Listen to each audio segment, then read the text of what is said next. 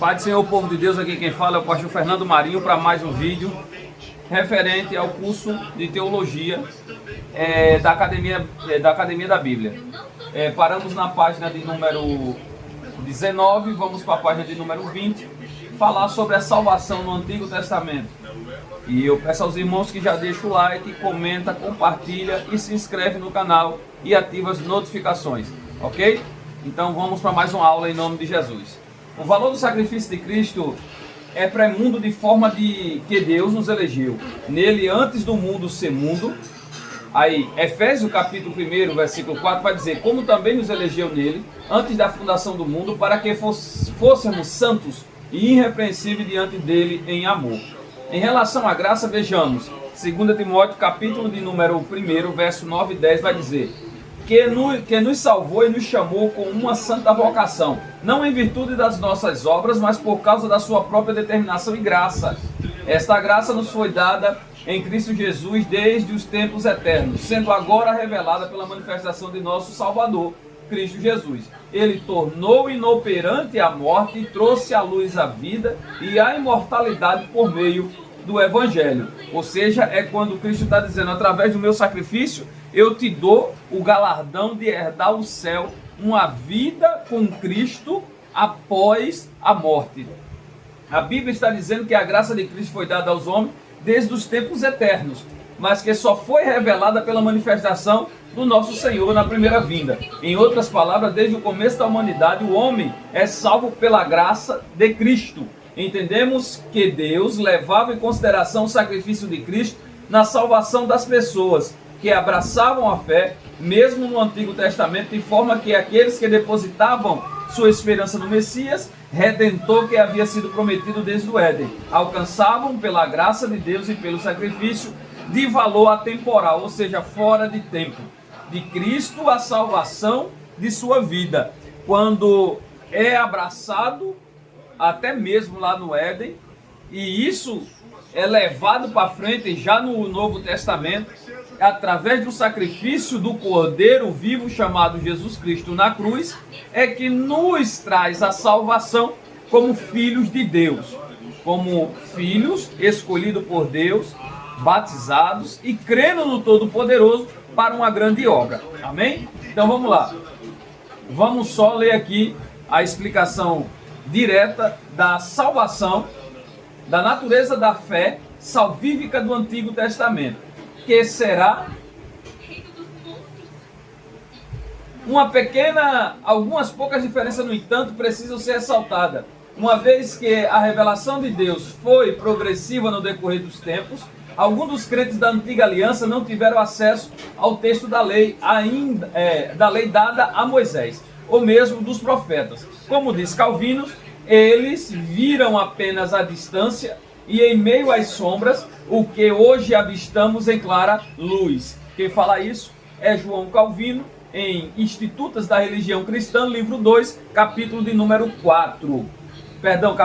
6. Isto não quer dizer que o objeto da fé deles divergia em substância da fé daqueles que tiveram acesso a toda a revelação, mas que, embora não conhecessem os detalhes de que Cristo executaria, depositaram nele a sua fé. Assim como foi exposto, a fé salvadora sempre teve por objeto Cristo e seu sacrifício redentor, como eu já lhe expliquei e a gente já falou no início da aula.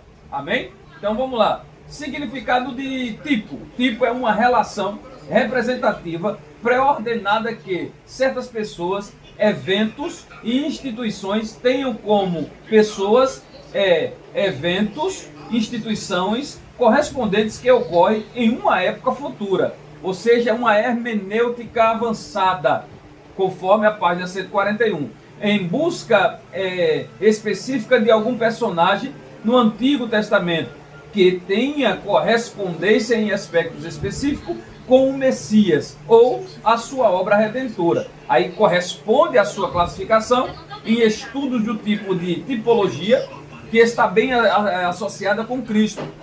A tipologia é uma hermenêutica reformada, vamos dizer assim. O correspondente é chamado de antítipo.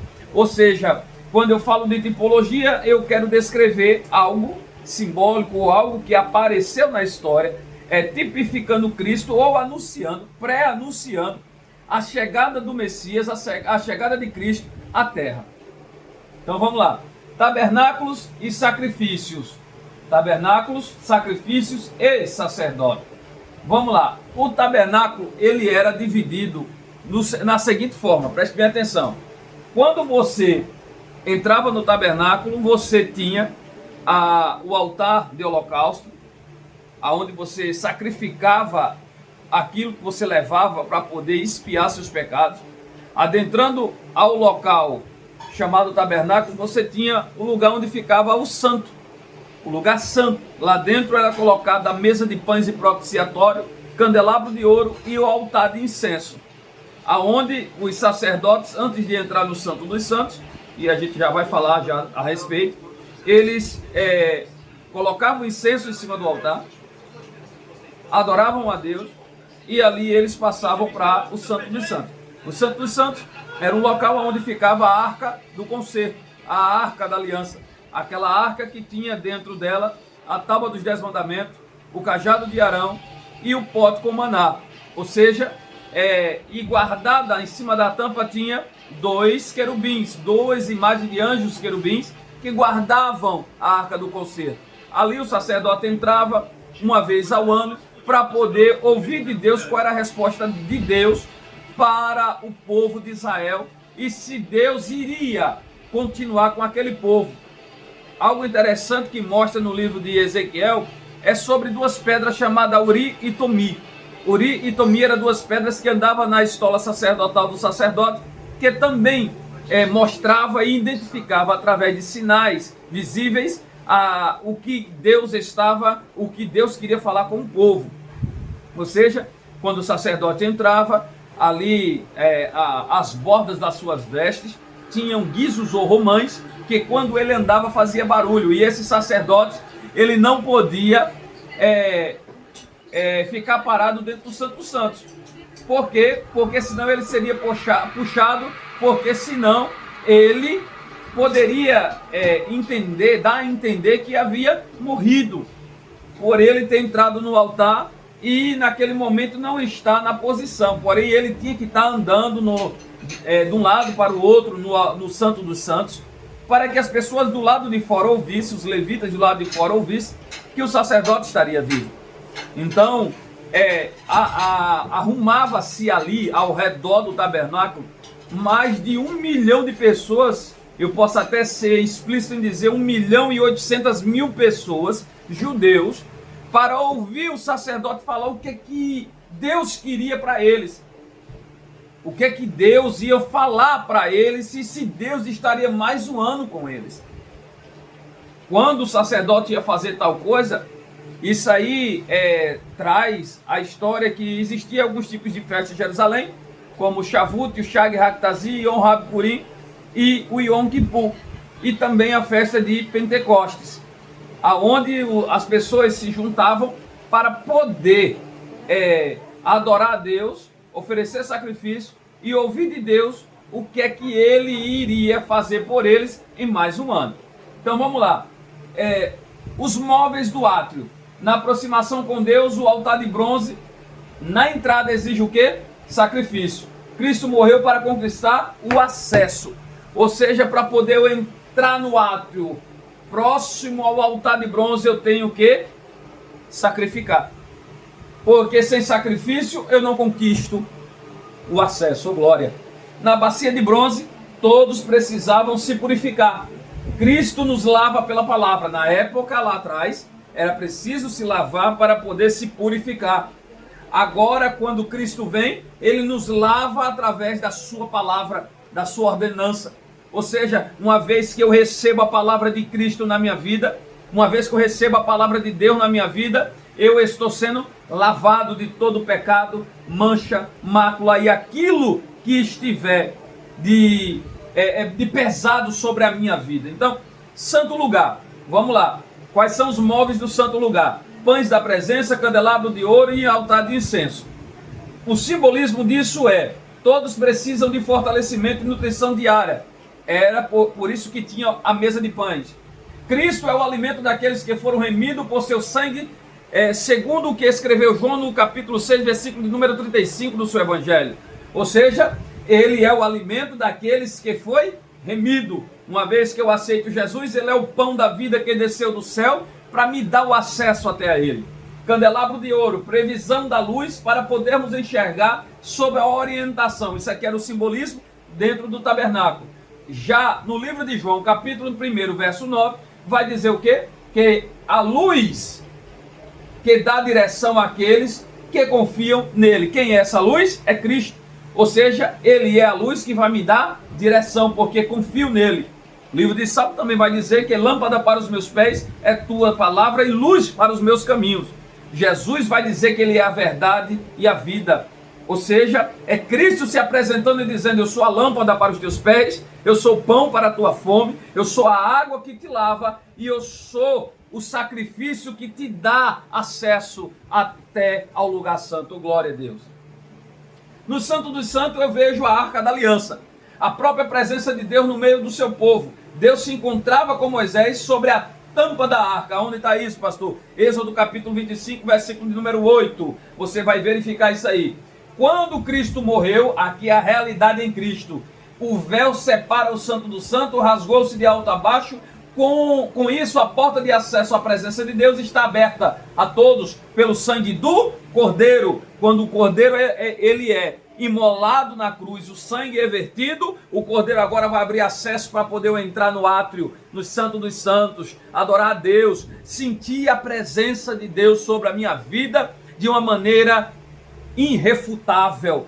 Eu posso até se dizer assim, eu posso sentir a graça de Deus através do sacrifício do Cordeiro Pascual na cruz, que verteu o seu sangue para poder nos dar uma purificação. Glória a Deus por isso.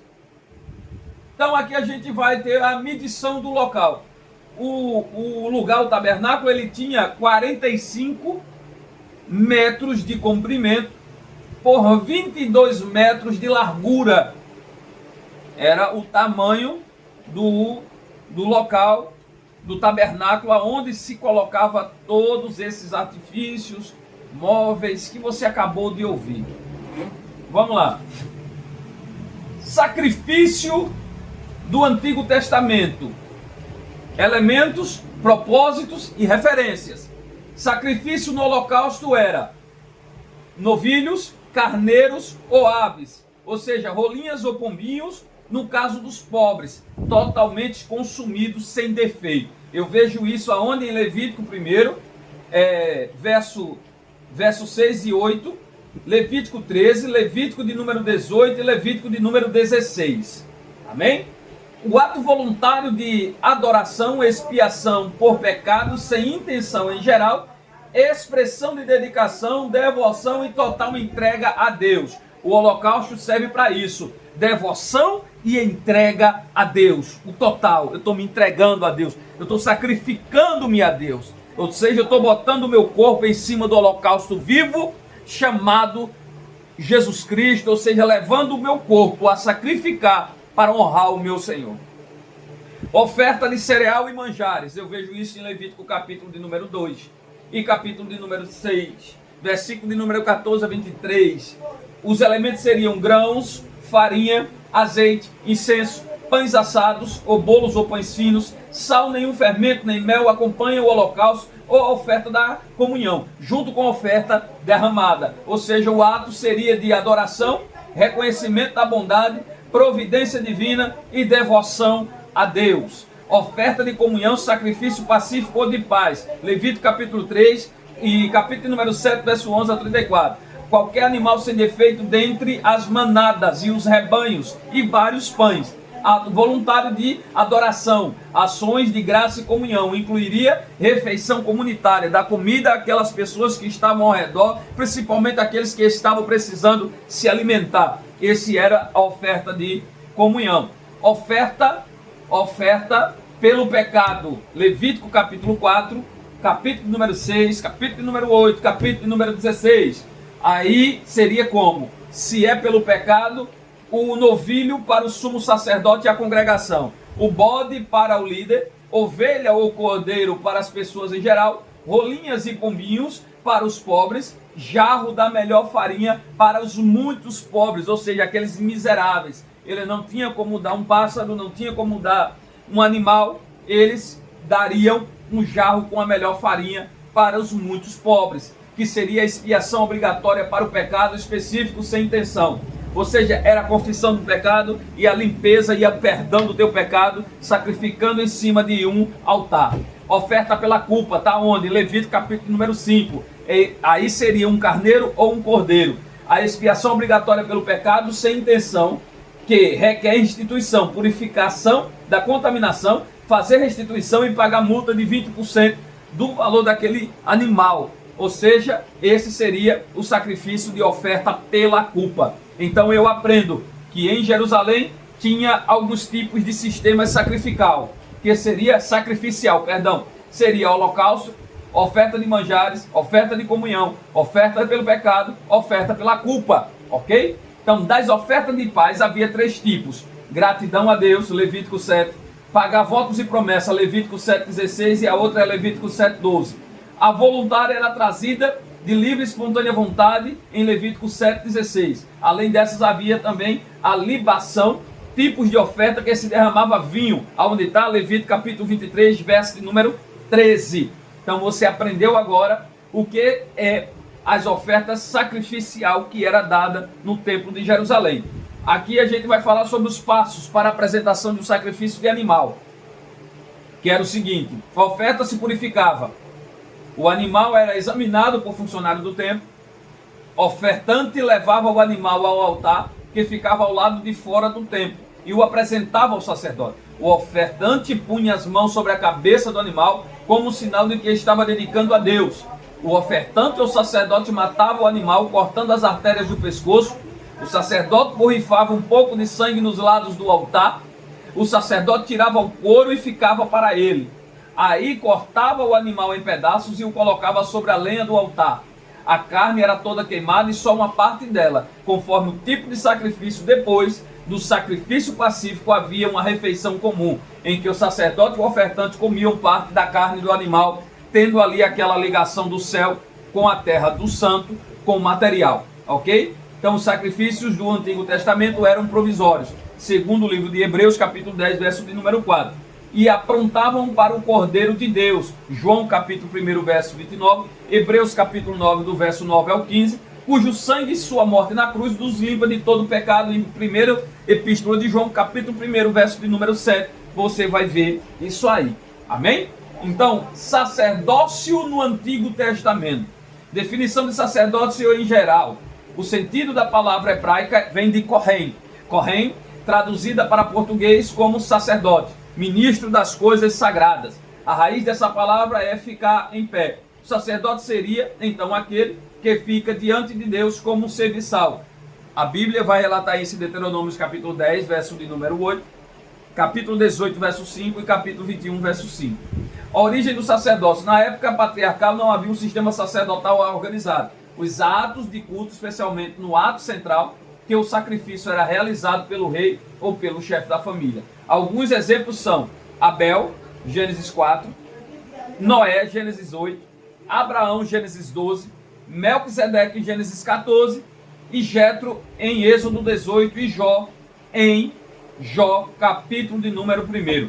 Como se originou o sistema sacerdotal? A origem do sistema sacerdotal organizado como aparece em todo o Antigo Testamento se dá no livro de Êxodo, quando os homens da tribo de Levi assumiram as funções sacerdotais, tenha sido consagrado para o serviço do Senhor em lugar de todos os primogênitos de Israel. Ou seja, para poder servir ao templo, para poder servir a casa do Senhor, eu preciso me consagrar, eu preciso estar pronto, eu preciso buscar a Deus, eu preciso conhecer a palavra, eu preciso estar em comunhão com o céu. Eu não consigo fazer as coisas de Deus se eu não tiver comunhão com Deus, se eu não tiver preparação com Deus. Fazer as coisas de Deus, a obra de Deus de todo jeito, todo mundo faz, porém o sacrifício não é recebido, ele é rejeitado. Porque tudo que eu vou fazer para Deus, eu tenho que fazer com excelência. Entendeu? Ou seja, eu tenho que ter excelência de Deus para poder fazer algo para Deus. Não adianta eu pegar qualquer coisa, fazer do jeito que eu quero, da maneira que eu quero e está tudo certo. Eu não vou conseguir alcançar a perfeição e a minha oferta será rejeitada. Nessa noite, ou nessa tarde, nessa manhã, a hora que você estiver ouvindo, seja um sacerdócio real na presença de Deus, mas da maneira certa, de uma maneira íntegra, se entregando a Deus como sacrifício vivo sobre o holocausto. Jesus veio para nos salvar, nos lavar e nos limpar e nos tornarmos um sacrifício vivo.